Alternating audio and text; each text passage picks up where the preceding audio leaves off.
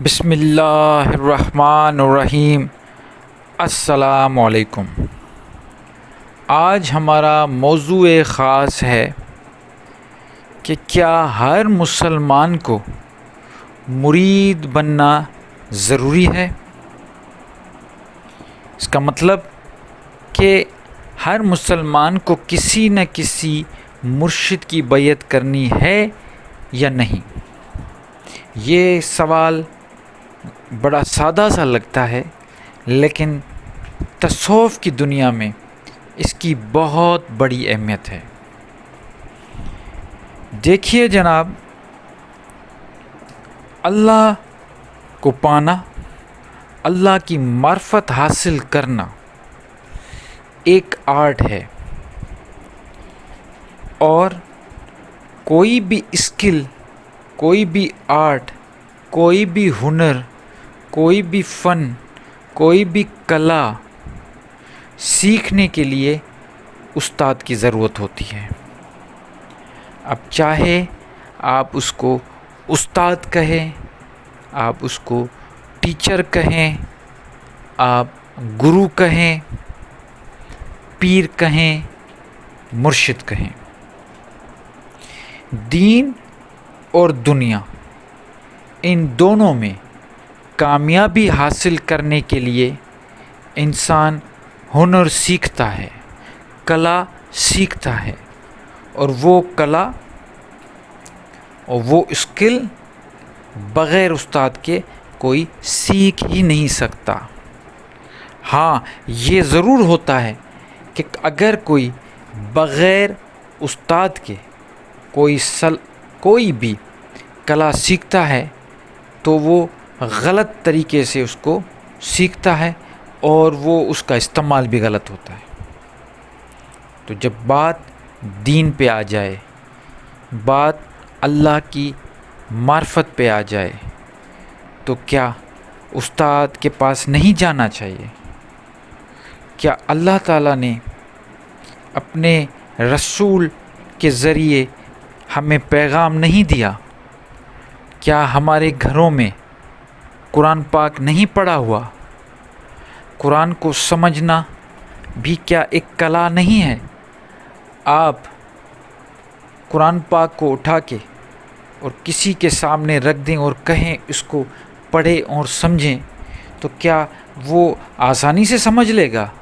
نہیں، اس کو سمجھنے کے لیے بھی کلا چاہیے، اور وہ آرٹ، وہ کلا، وہ آپ کو کون سکھائے گا؟ وہ آپ کو آپ کا مرشد سکھائے گا۔ میں ہمیشہ یہی بات کرتا ہوں کہ مرشد وہی ہے جو آپ کو اللہ کے کلام کے ساتھ جوڑ دے، کیونکہ جو کچھ اللہ تعالیٰ نے اپنے قرآن میں لکھا ہے، بتایا ہے، وہی تو ہمیں اپنانا ہے، اور اس کو اپنانے کے لیے، اس کو سمجھنے کے لیے ہمیں استاد کی ضرورت پڑے گی، ہمیں اپنے مرشد کی ضرورت، پیر کی ضرورت پڑے گی، کیونکہ اس کے سوائے سوال ہی پیدا نہیں ہو سکتا کہ آپ کو قرآن کی تعلیم حاصل ہو۔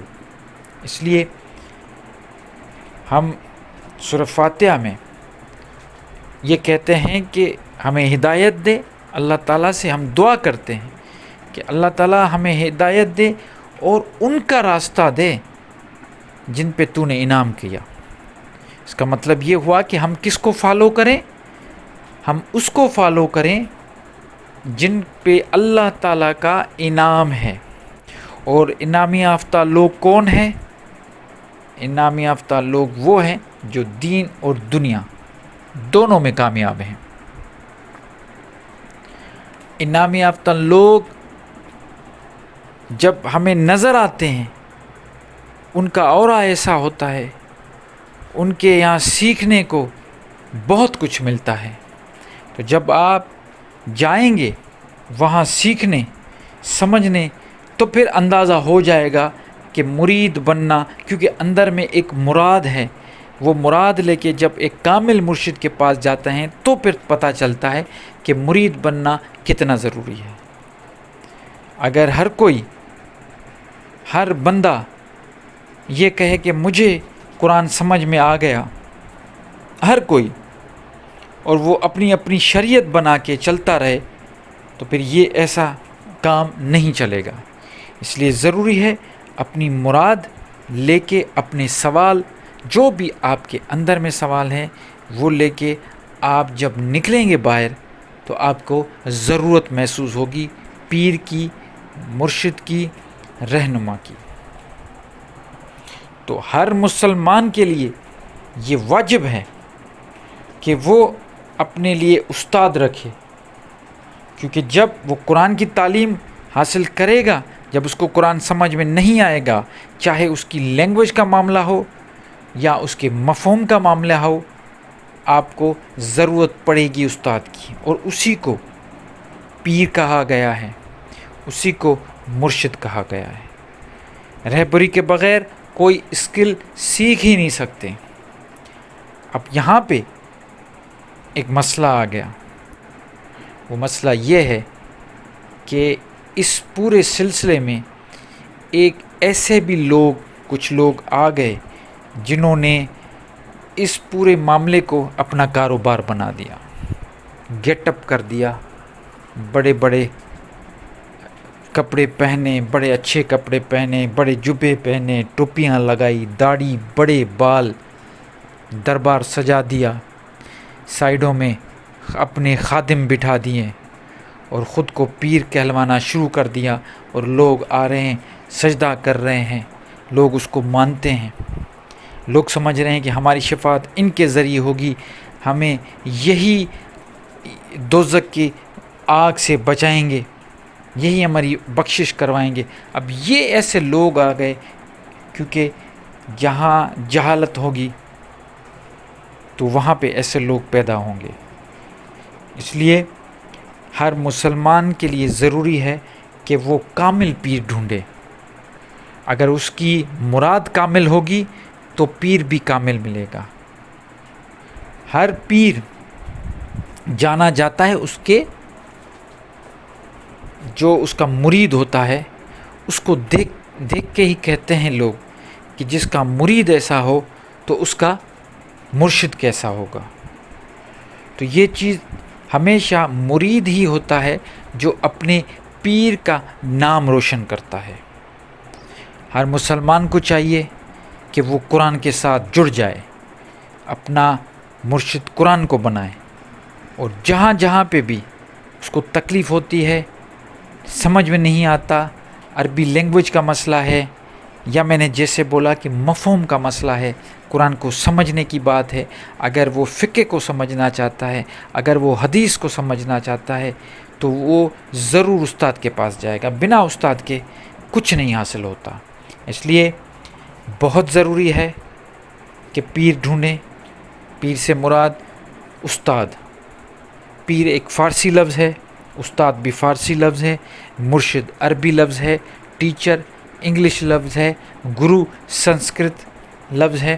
تو ان لفظوں کے چکر میں نہیں پڑنا، اصل میننگ سمجھیں کہ اس کا مطلب یہ ہے کہ جب تک ہمیں جینے کی کلا، اللہ کی معرفت کی کلا کو اگر ہم چاہتے ہیں کہ ہم اس کو سمجھیں، کیونکہ دیدار الہی ایسے نہیں ہوگا، اس کے لیے کلا چاہیے، ہنر چاہیے۔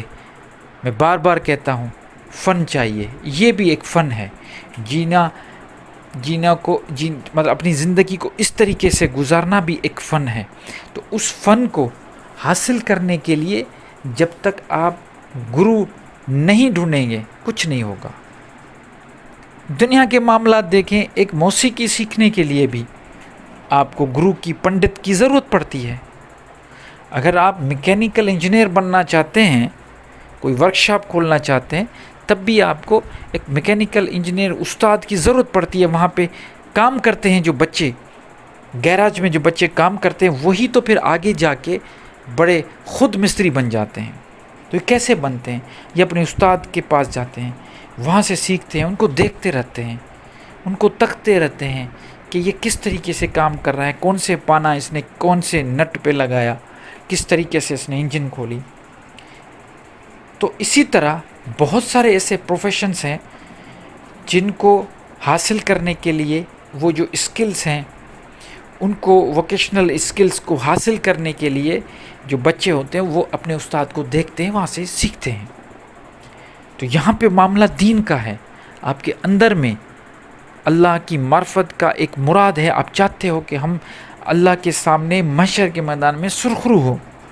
تو یہ بھی ایک کلا ہے. اس کو ان لوگوں کے پاس جاؤ جن پہ اللہ کا انعام ہے. قرآن کہتا ہے وسیلہ ڈھونڈیں. آپ کو ان لوگوں کے پاس جانا ہے جن کے پاس اللہ کا انعام ہے، اللہ نے انعام کیا ہے جن کو. تو یہ انعام ولایت والے لوگ ہوتے ہیں.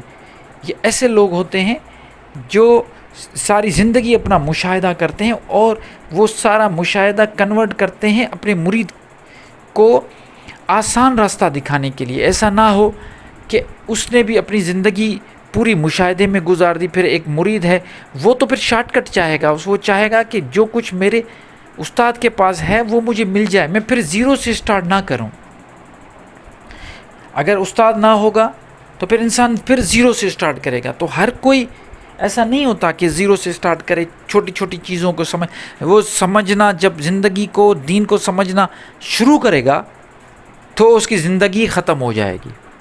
تو اس لیے بہتر طریقہ یہ ہے کہ آپ کسی ایسے استاد پیر مرشد کے پاس جائیں جو آپ کو اپنے مشاہدے سے جو کچھ اس نے سیکھا اپنی لائف میں وہ کنورٹ کرے، وہ آپ کو دے، وہ فیض آپ کو دے.